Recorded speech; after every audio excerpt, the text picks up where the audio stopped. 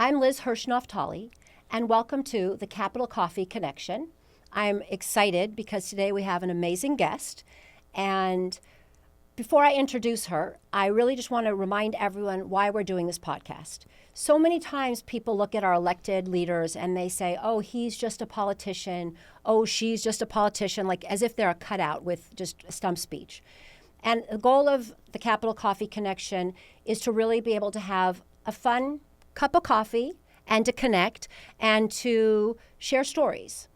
If you think about like the human genome, it pretty much says that everybody on Earth, more than 8 billion people, are 99.6% the same. So I look at it and I think, what is the 0.4% that separates us, and how do we use our differences actually to strengthen us collectively? I was thinking about my guest today, and you know, there's people out there that they have just one name, and people are like, oh, I know exactly who that is. And there's amazing women who you can just say their name, and people are like, I totally know. Cher, Beyonce, yeah. Oprah, Oh, yeah. Adele, Rihanna, but they're all singers and performers. But today we have an amazing woman who is an elected leader, who is right up there with those women that I just announced.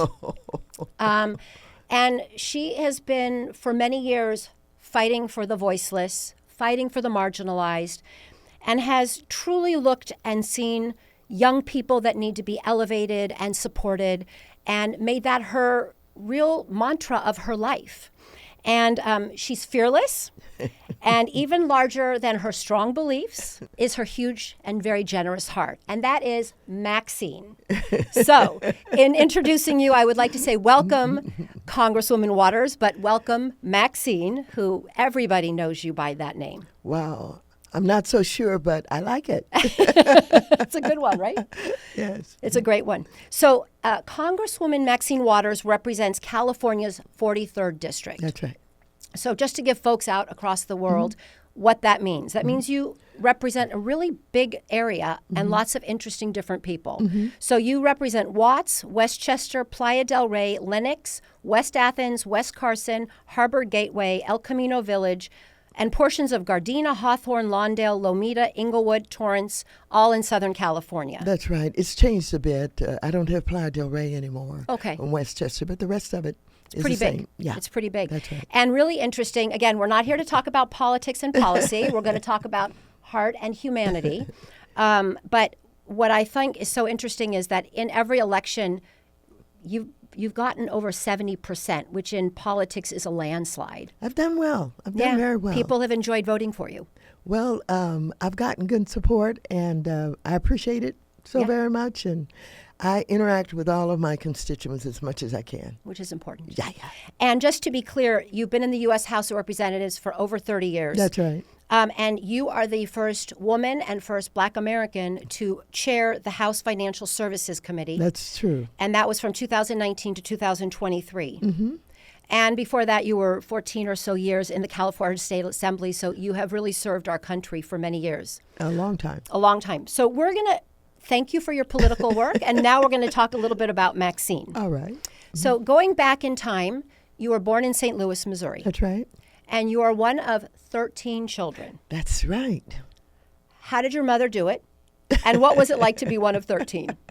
Well, it was a different time. Yeah. And my mother was first married when she was about 16 years old to an older man in the South, long before she came to St. Louis. And there was no talk about birth control or, ways that women could make decisions, about their bodies, none of that. And so this young woman, uneducated, married to an older man who didn't have any talents or any real career, she simply bore a lot of children. And we didn't have a lot. It was a life basically of poverty, but we managed. Yeah. She became a very strong woman. And no matter what the difficulties were, we were told that we could manage. She had something that she could say to us all the time, like, make do with what you have. Yes. Very nice. Yeah. That's important. Yeah. And you started working quite young as well. Yes. So what were your first jobs?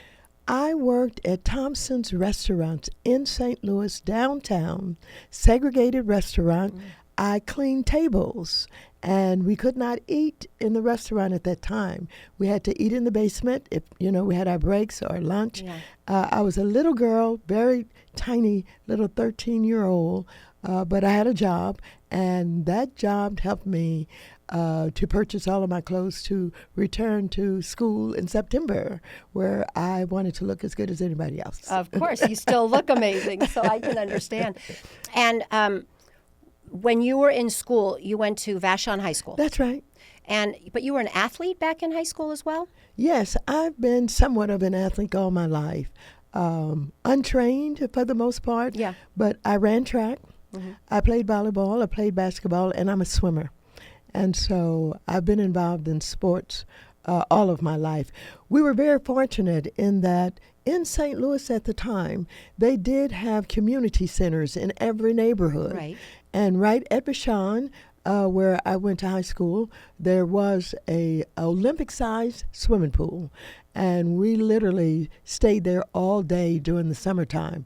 And they had activities inside the community center. They taught us dance, and of course that's where Beautiful. we learned to play volleyball and basketball. So I had a very, very active, physically and mentally active childhood. That's amazing. Yeah. And it goes to when you give children opportunities, what they can do with their lives. Absolutely. I went to a school where we had teachers who really cared about us. And I have some stories to tell. Yeah, just give us one really great either story of something that happened or a teacher, because I think what we've been asking folks is to share that experience with them. All right. There was a teacher. Her name was Mrs. Scott. And she was very strict and disliked by most of the children there. And she would come into the restrooms to check to see if anyone was playing hooky. And she would look up under the stalls, and she would chastise you, and she would make you go to class, all of those things. I had her for one of my classes. I don't remember exactly the name of the class, but I do know this. We were assigned to do something. One day we had to turn in this paper the next day. It was like an essay. It was something that you cared about or you knew about. And of course, being Maxine, as I was then, I didn't do my homework. But I went to class the next morning, and I remembered, my goodness, I think I can put this paper together before she collects them. And I thought about what I had seen the night before on television. There was a show that was done by a well-known author. His name was Arthur Godfrey, I believe is his name. And he had a woman on who was an opera singer. She was an African-American woman, and she was extraordinary. I'd never seen that before. Right. Her name was Grace Brumbury. So I quickly wrote about Grace Brumbury and the fact that I'd seen that show the night before, and I turned the paper in, and this Miss Scott, who's supposed to be this mean old teacher, loved it. Oh. She put me in her car and took me to Grace Brumbury's home that very day. That's beautiful. And I was able to present that paper to her and her mother. That's amazing. And I want you to know that there was a wonderful article in the New York Times about a month ago. She passed, but she had a wonderful life. She was an extraordinary opera singer, and she sang all over the world. Amazing. But I met her when I was in high school. All because you quickly decided you had to get a paper done. That's right. And you had the opportunity to see that show. That's right. That's right. I love it. That's a great story. Okay, so after high school, then you moved to L.A. Yes. And what got you to come to L.A., or what was calling for you on the West Coast? Well, when I came to L.A., I was married. I married very young. I came to Los Angeles, and we lived with relatives, my husband's relatives, for a while. And I went to work downtown in a dress factory. That's what I knew to do, and I could get a job very quickly. And I didn't have any special talent. I couldn't operate the machines, but I did what is known as clip work. I clipped the threads. Oh yeah, I know clip work. after the garments were made. And so that carried me for a while. But then I met friends, And I heard about the telephone company. Mm. And I thought, well, let me try this. I became an operator working for AT&T. And that was when we had the systems where you plug the cards into the Yes, holes, we see that, etc. And I did that for a number of years until I learned about Head Start.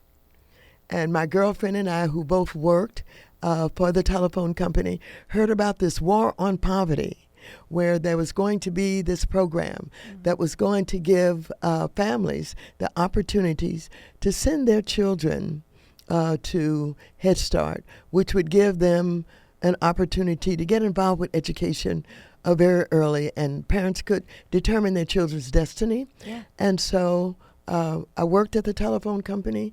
I learned every code that you had to learn. All of the area codes, I knew them by heart. If you told me your area code, I could tell you exactly where you were Exactly from. where you lived. Yeah, but that was a lot of learning in what they called overlap. How do you do 2 or 3 things at the same time? And so that stays with you for the rest of your life. Exactly. And you find yourself, Yeah. utilizing, those skills that were taught to you in a place like the telephone company. Which But isn't sexy and romantic in the same, but it's hard work. it's hard work, and we had to sell telephones. Yeah. I was selling the little pink Princess telephones. I had one. Did you? I remember it, yeah. Well, we were doing that. We got credit for that.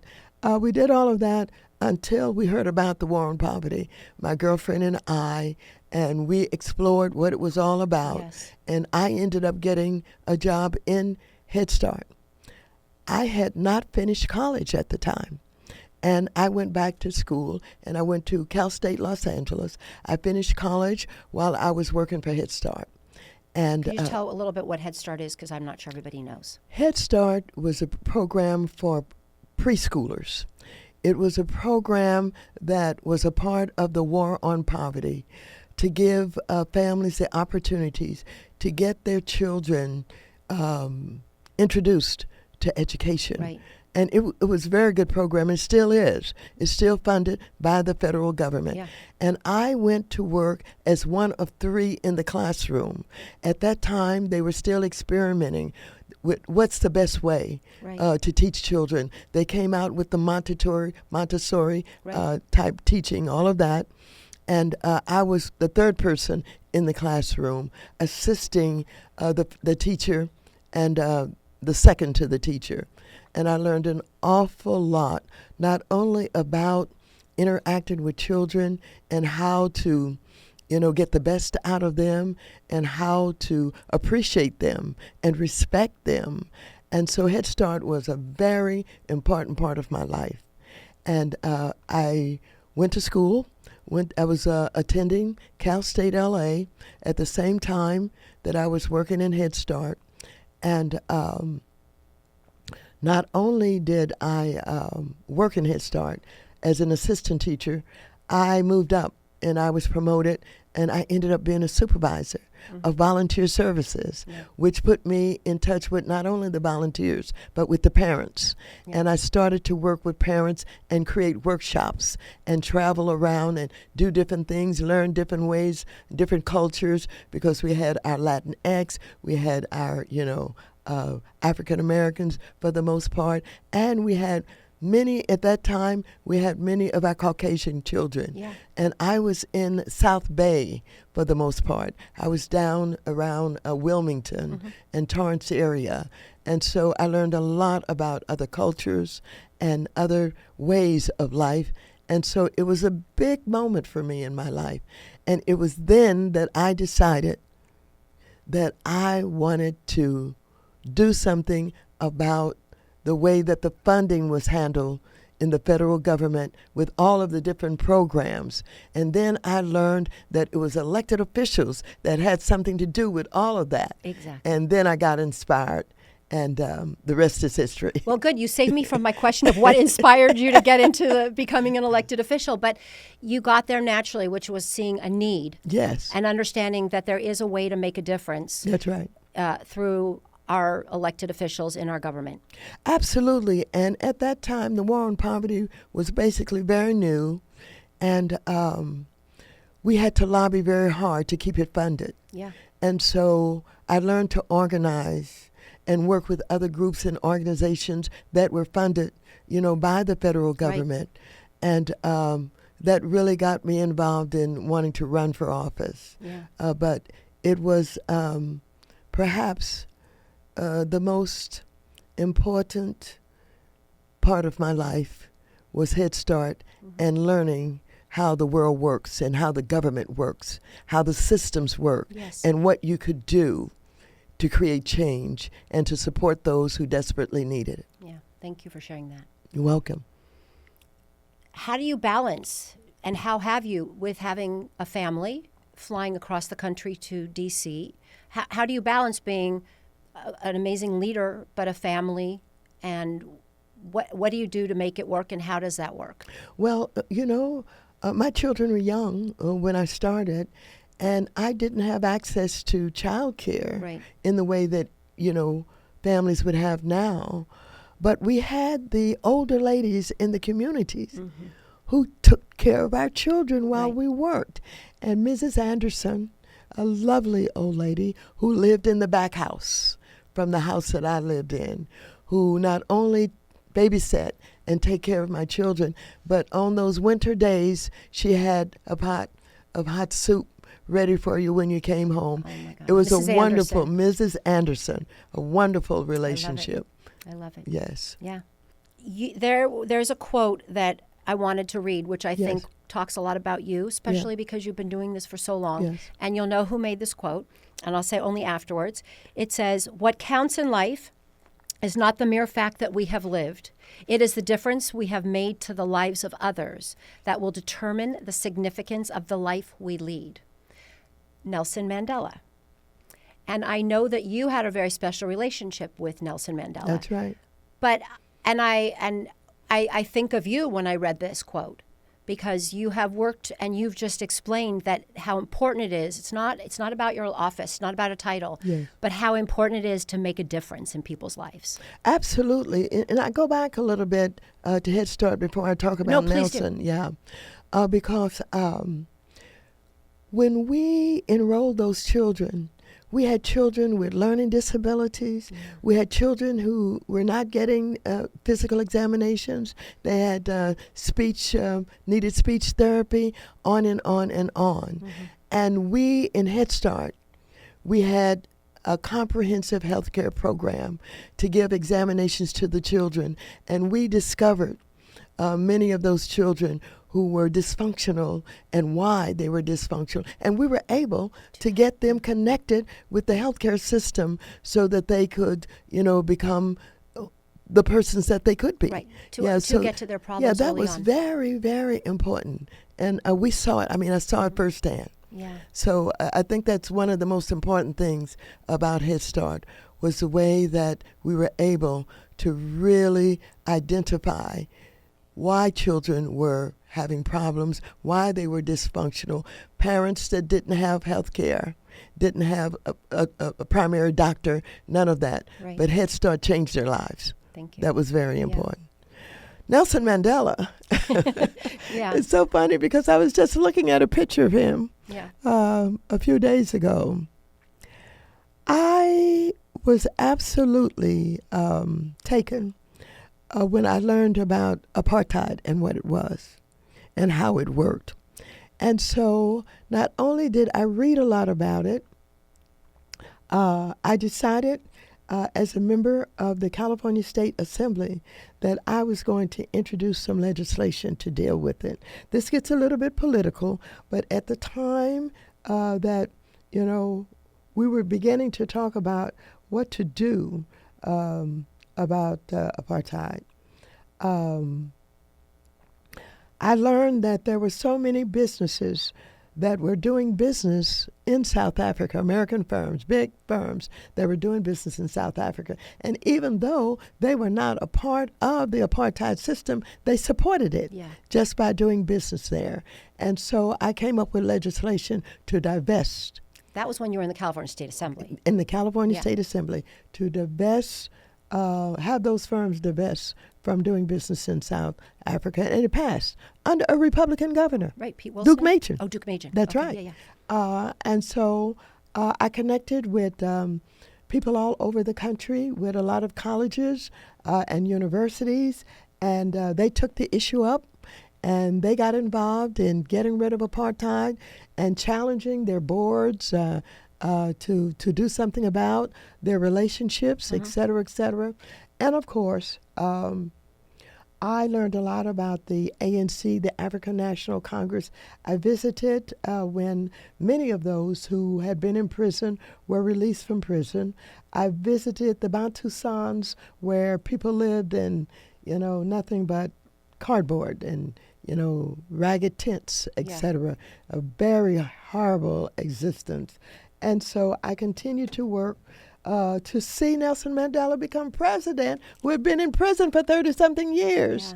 Yeah. See him become president. And I attended the inauguration ceremonies, and to see the planes that were part of the apartheid system do maneuvers over this swearing in of this ex-prisoner who is now becoming president. And, of course, I brought him to Los Angeles, where we had a huge outpouring of people at the sports arena in Los Angeles, where he and his wife at the time, Minnie Mandela, showed up. And it was just a wonderful time and a wonderful experience. And it was a worldwide experience because so many countries were involved in that effort. Yeah. There's so much about how you have lived your life that represents how he lived his life, and how people that are willing to take a chance and willing to forgive and willing to open up their hearts and understanding, again, for the children and for the future, are willing to put in the time and the energy. And that isn't political. That's just the heart and the humanity. Thank you for that. And I think that Nelson Mandela was one of a kind. He was an extraordinary man, and I can't even think of myself as being, the same as he. But I do have some beliefs. First of all, I believe in fairness. I believe in fairness. I believe that people should be treated fairly, that we should handle our lives in a fair manner, that we should be apologetic when we have made some missteps, that we should help others when we know how to help them and we're able to help them. And I just basically believe everybody deserves a decent quality of life, period. I agree. Yeah. I agree. We're going to now transition. Yes. Because that's the perfect place to leave. Yes. And go a little bit into some speed questions, just for people to get an idea of some of your likes and dislikes, perhaps. Yeah. But, having said that, a lot of people know who you are. Yes. They call you Auntie Maxine. Yeah, they do. Because they feel like you're one of us. Yeah. And they also do it because you have entered their lives as somebody that they could imagine has Sunday night dinner with them. Yes. But they may not know who you are. That's That's why we're going to go with this. Okay. All right. So they're just kind of fun ones that we'll just go through. All right. I'm going to start with, I think, the easiest.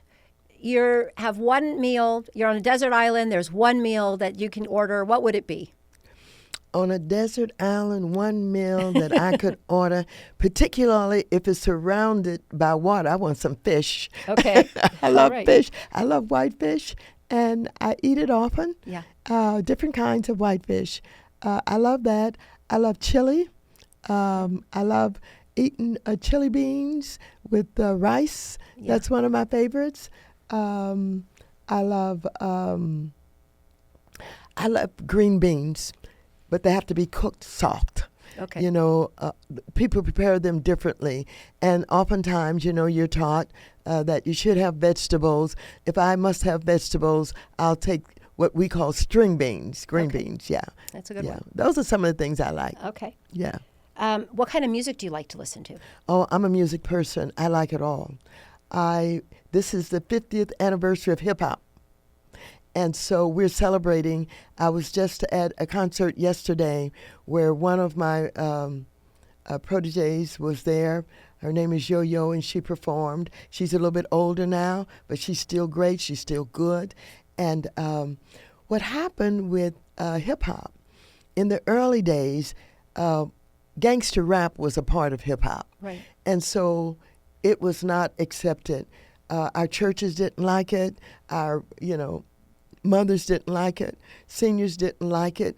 But I thought that this genre of music, despite the fact you may not like some of the words of it, had so much potential.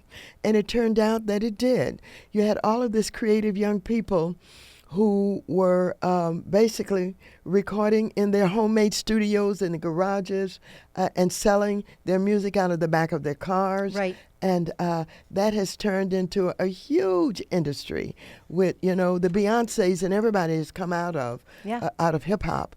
And it has created careers. It has created a lot of jobs. And, it tells a lot of stories. Yes, a lot of stories. And that's really that to me is kind of the piece of it, is that where it came from, I understand. But now and throughout its history, it's told stories that people have related to. That's right. Absolutely. And a lot of those stories came out of Long Beach. Interesting. And Compton, where they were talking about what they did not have and how they were treated. And, they didn't know what to do about it, but they learned to sing about it and tell other people what was happening to them. Yeah. Yeah. Who would be your biggest cheerleader? It could be political. It could be somebody you work with. It could be at home, but well, it could be couple. My mother was a big cheerleader. Yeah. And she was 90, I think 6 before she died. But when I was oftentimes invited to come to St. Louis on speaking engagements, etc., and if I wanted someone to go and give an excuse why I couldn't be there, or just to greet the people in my name, I would ask my mother to go. And she loved it. Oh, I'm sure. Oh, she loved doing that.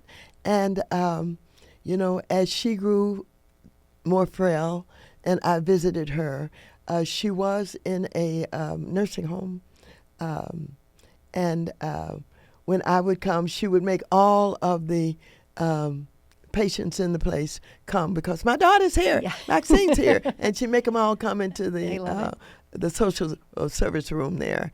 And so she was my biggest cheerleader, I do believe.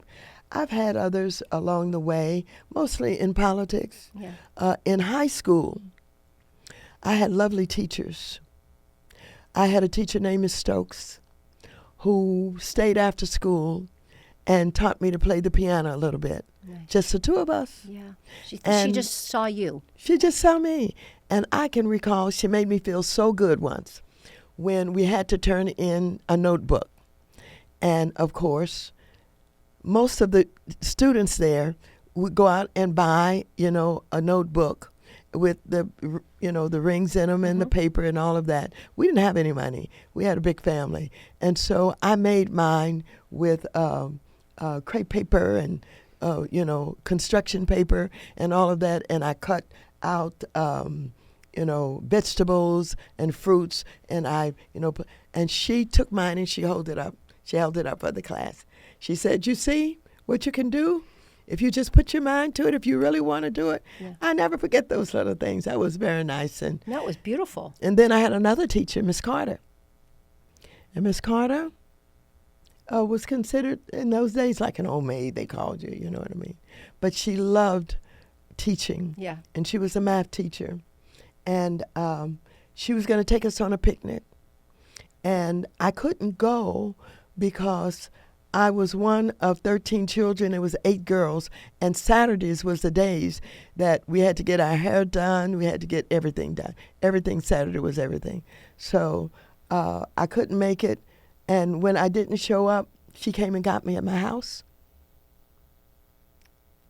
fixed my hair, and brought me on with this was a teacher, Miss Carter. So I had Miss Stokes, Miss Carter, Miss Vaughn. I had wonderful teachers I'll never forget. and they make a lot of difference. They really Oh, sure. inspire and Oh, sure. Yeah. Oh, a lot of difference. Yeah. Yeah. well, we've heard from different people about teachers, Really? and it's just seeing young people where they are, Yes. and giving them the strength, and That's right. and giving them the understanding they can do a lot with their lives. That's right. And That's it's right. just in those moments that you build that strength. And we lived on a little street called Montrose. It was like a little town. Yeah. We all knew each other. We were in out of each other's houses. But the interesting thing about that, as I've reflected, in later years, is that at what point in high school we had what was known as descriptive writing. They was teaching us to write, really write, and to describe. And so on my block, my sisters and brothers and I and my friends, we had a way of what we call making fun of people. So we knew everybody. And in our little group, we would give them names. We would talk about them. And for example, we had one lady, her name was Miss Willie, and she was nosy. We called her Nosy Miss Willie. You know what I mean? And we would describe how she was nosy, how she was always asking questions, how she was always getting into your business, and on and on and on. But then I was able to use that in school in descriptive writing. Yeah. And so the neighborhood played a big part in education. Yeah. In our own way, we learned to describe people. And that's what I began to write about. Yes. That's interesting. That's a good one. So about you. So what is your favorite color? Really, it's orange. Orange. Yes, and I didn't discover it for years. I didn't know what I really liked so much. But now I have orange curtains. I have a lot of orange because I really like orange. And it makes you happy. It makes me happy. It makes me feel good. Yeah. Orange is a very good color. I just love it. What is your zodiac sign? Leo. Are you by character a Leo? That's what they say. People describe it in different ways, and you read about it from time to time. Right. I'm not so sure that I fit it all the time, but it's supposed to be, kind of aggressive and outspoken and strong and all of those things. Well, I won't say anything. We'll let everyone decide for themselves, right? If you had to do a household chore and you had to pick your favorite one, which one would it be? It would not be dishes. It would not, you know what I think it would be? I think it would be, first of all, choosing things from the Goodwill and from, places where you go to buy secondhand stuff, Yeah. and then placing them in the house. In So different decorating ways. of sorts. A little bit of decorating.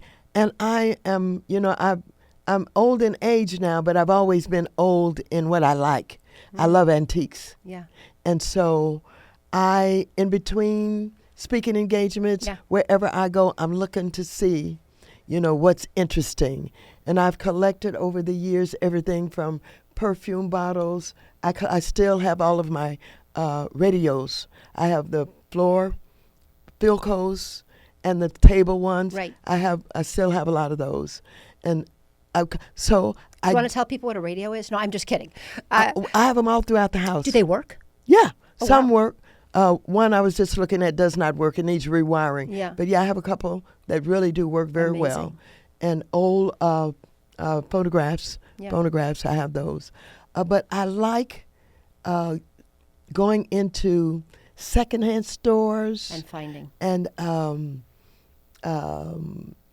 all kinds of odd places Yeah. and finding odd things and then placing them and giving them for gifts sometimes. Yeah, it's fun. Yeah. It's fun. What is the thing that you do if you're having a down day and you're just feeling like everything is coming down? What can you do, and what kind of things do you do to get yourself back up? Well, one of the things is lookaloo. I like looking at architecture, and I like I will go and look in houses that are for sale, and look at the way that they are constructed, and all of that. So I like doing that. And Washington D.C. is a great place to experience all kind of architecture. You never ever see enough. You never see everything. Right. Every day is almost you're noticing something you had not seen before. So I like doing that. I like roaming roaming. If I go to a vacation, I don't want to just be, where the tourists are. I want to roam and look and find things and see what people are doing. I like that, and I like comedy. And I can relax listening to comedy. And laughing. And laughing. Oh, laughing. Yeah, Oh, yeah. Oh, yeah. And is there one place in the world that you've never been but you still want to go? Because you've been a lot of places. I've been a lot of places, but still there are a lot of places that I want to go. I've never been to Spain. Wow. I've never been to Spain, and I want to go. I've never been to China. Wow. No. I mean, I've been to Japan. I've been, throughout a lot of countries in Africa. I've been, I tell you one great trip that I had. It's kind of political. There's a woman you wouldn't know her, you were too young, called Bella Abzug. I do know her. I'm not that young, but yeah. You heard that name Yes, in New you York? did. Okay. Yeah. We went to Switzerland. I loved going there. And we went to confront the communist dictator who was there at that time in a speech or something. But yeah, I've been a lot of places, but a lot of places I still need to go. Okay. Yes. Okay, good. But I want to see the United States better. Yeah. Yeah. Sometimes even in our own backyard, we don't have the opportunities to see things. No, and they have these antique tours and trips that you can take. Which you should take. Which I should take. Yes. And I should, roam. You go into the barns and different places, and I want to do that. Yeah. That sounds like a good plan. Yeah. Yeah. So we're kind of at the end. Okay. I could talk to you for hours, and because you have so many amazing stories, and I'm so excited for others to hear your stories because really, truly, stories really inform. And we talked about it with hip hop, but it really brings us together. Yes, it does. So the last question that I've asked other people in your world is, and I always think that people have different views, and it's beautiful, but the idea of joy. What is your definition of joy? What brings you joy? And how do you spread joy? How do you share it? Because as I started at the beginning, we have a tendency as a society to spread things that are negative. It's just, and we need to push the pendulum to the other side and spread joy. Well, my definition of joy is not having a lot of worries and not be overburdened with thoughts and the need to do things that you haven't done and to worry about things that you shouldn't worry about. I did finally come to the point where make a decision about what you can do something about and do it. But don't just worry about it. So I think joy is being comfortable, having a nice time with friends and family, having some good food, and listening to some good music, and seeing other people happy and laughing. Yes, I think that's joy. I agree. And I think that we need more and more of that. All the things that you've just included in the recipe. And I want to thank you because first sharing your stories, sharing yourself with our country, but also on behalf of so many children who you have, when you were actually physically working at Head Start, but through your career, what you've done, because it turns out to be so many people whose lives have been affected by good work, and mostly children. And I go back to the children because you really nailed down into us what is so important about listening to children and understanding what their differences are. That's right. And then you had these teachers who also were there for you. That's right. And understood what you needed. That's right. And I am sure in many things that you do today, you go back to a mother that was wonderful, siblings that encouraged you, a community, and then your education. Yes. So I want to thank you. And I hope that, through this, people will find joy and they will find some good laughter. But just thank you for being who you are, Maxine. Okay, thank you for having me.